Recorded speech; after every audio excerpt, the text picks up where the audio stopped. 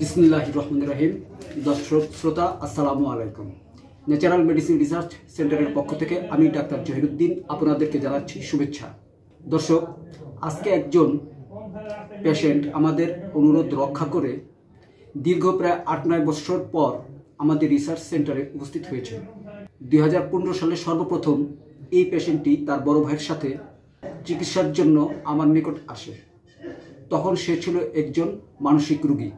কথায় কথায় রেগে যেত এবং আশপাশের মানুষজনকে মারতে উদ্যত হতো। পরিবারের ভিতরে সকল সদস্য এবং মহল্লার মানুষজন তার দ্বারা আক্রান্ত হতো। সার্বক্ষণিকই একটা মেরে ফেলবো, খেয়ে ফেলবো, সিঁচে ফেলবো, এরকম একটা ভাব তার ভিতরে ছিল। আমি সর্বপ্রথম তার সাক্ষাৎকার নেওয়ার সময় আমার উপস্থিতিতেই সে তার বড় ভাইকে মারতে উদ্যত হয় এবং আমাকেও হুমকি ধুমকি দেয়। দীর্ঘ 5 বছর যাবৎ চলমান তার এই মানসিক রোগ মাত্র 3 মাসের চিকিৎসায় সম্পূর্ণ আরোগ্য হয়। দর্শক শ্রোতা, আসুন তার এই মানসিক রোগ এবং সুস্থতার কাহিনীটি তার কাছ থেকেই শুনি। ভাই, তোমার নাম? আমার নাম মোহাম্মদ আবু নাসের। আলহামদুলিল্লাহ, মাশাআল্লাহ। আচ্ছা, ওই যে 2015 সালে তুমি সর্বপ্রথম তোমার ভাইয়ের সাথে যে আমার কাছে আসলা, চিকিৎসা নিলা, এর আগে আমার কাছে আসার আগে তোমার কি অবস্থা ছিল এবং কি কি সমস্যা নিয়ে তুমি আমার কাছে আসছিলা? তোমার যতটুকু মনে পড়ে একটু বলো তো দেখি, গত প্রায় 9-10 বছর আগের কথা। আমি সর্বপ্রথম যখন আমি আলেম পরীক্ষা দিই, আলেম পরীক্ষা থাকা অবস্থায় আমার মিজাজ খিটখিটে অবস্থা হয়ে যায়। তারপরে ডাক্তার ফিরোজ স্যারের কাছে দীর্ঘ 1 বছর চিকিৎসাধীন অবস্থা থাকা অবস্থায় ডাক্তার ফিরোজ মারা যায়। এরপরে ডাক্তার ফারুক আলম স্যারের কাছে দীর্ঘ 1 বছর চিকিৎসা নেই, তারপরেও ওইরকম সুস্থতা লাভ করিনি। ওই সময় ওনাদের চিকিৎসার দিন যখন ছিল তখন কি কোনো হসপিটালে ভর্তি ছিল? তখন আমি ডাক্তার ফারুক আলমের তত্ত্বাবধানে 15 দিন হাসপাতালে ছিলাম। আচ্ছা আচ্ছা, কোন হসপিটাল? মুক্তি ক্লিনিক। আচ্ছা আচ্ছা আচ্ছা। তারপরে আপনার সাথে সাক্ষাৎ হয়। এটা কত সালের কথা? আমার সাথে 2015-তে। 2015, হ্যাঁ। আচ্ছা, তারপর সাক্ষাতের পরে আপনি প্রথম 3 মাসে 3টা ডোজ দিয়েছিলেন। প্রথম একটা ডোজ দেওয়ার পরে আমার কাছে বেটার ফিল হয় যে না, ওষুধ ভালোভাবে কাজ করতেছে। আমার যে মানসিক অবস্থা ওটার পরিবর্তন হয়। পরবর্তীতে যে ডোজটা দিয়েছেন, ডোজটাতে আমি আরও উন্নতির দিকে যাই। 3য়বার ওষুধ খাওয়ার পরে আর ওষুধ খাইতে হয়নি। আজকে আলহামদুলিল্লাহ দীর্ঘ 10 বছর হয়ে গেছে, আমার কোনো অসুবিধা সৃষ্টি হয়নি শরীরে, আলহামদুলিল্লাহ।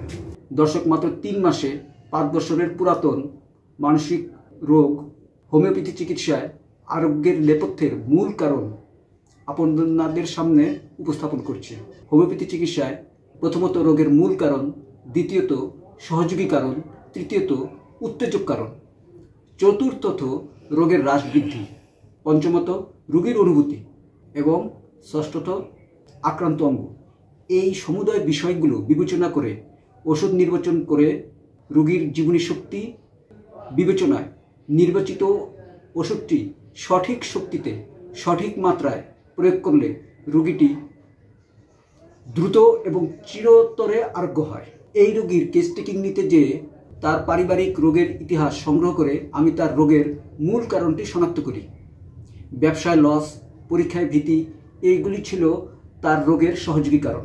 আশপাশের মানুষের সাথে মতের অমিল এবং সন্দেহ ছিল তার রোগের উত্তেজক কারণ।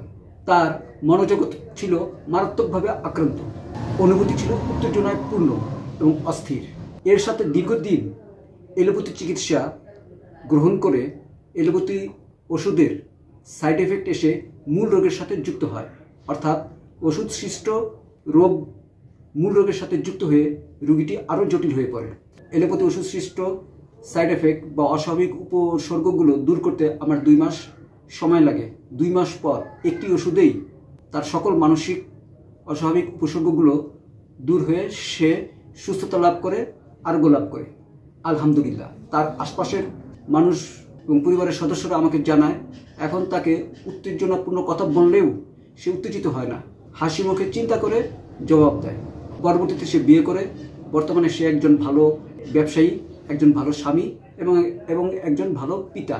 দর্শক শ্রোতা, আপনাদের দৃষ্টি আকর্ষণ করে বলছি, আপনাদের আশপাশে এমন অনেক মানুষ আছে যারা দৃশ্যত শারীরিকভাবে সুস্থ হলেও কথায় কথায় গালি দেয়, যখন তখন রেগে ফেটে পড়ে, হুমকি ধুমকি দেয়, অথবা প্রচুর মিথ্যা কথা বলে, অথবা চুরি করতে পছন্দ করে, অথবা বহুগামী, এবং এই সকল পাপ কাজ করে তারা কিন্তু গর্ববোধ করে এবং পরবর্তীতে ধরা পড়ে লাঞ্ছিত হয়, কেস মামলা মোকদ্দমা সৃষ্টি হয় এবং এই সকল মানসিক সমস্যাগুলো বৃদ্ধি পেতে পেতে রোগীটিও এক পর্যায়ে উন্মাদ বা পাগল হয়ে যায়, এক পর্যায়ে জীবনটাই ব্যর্থ হয়। আর এই সকল মানসিক সমস্যাগুলোর খুবই ভালো চিকিৎসা হোমিওপ্যাথিতে আছে।